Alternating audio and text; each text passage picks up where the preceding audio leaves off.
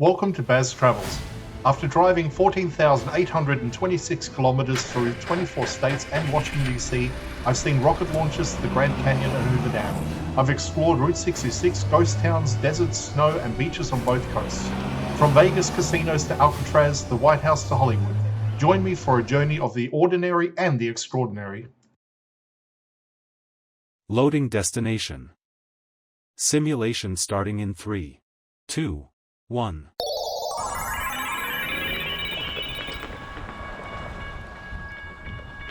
To look around, move your phone or tablet.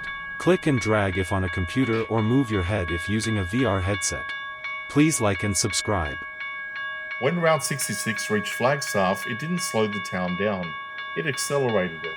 This stretch of highway turned Flagstaff into a constant point of motion.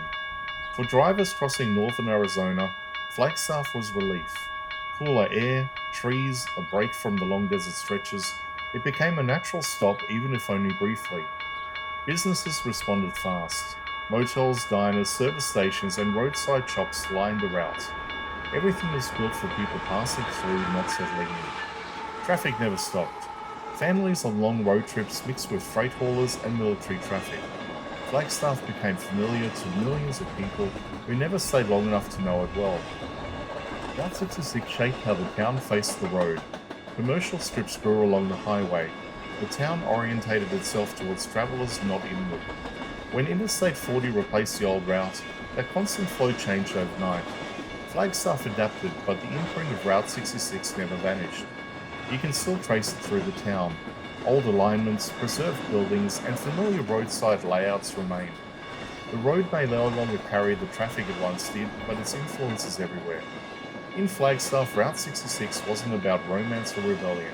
It was about movement, about getting through, and that constant motion helped shape the town's pace and personality.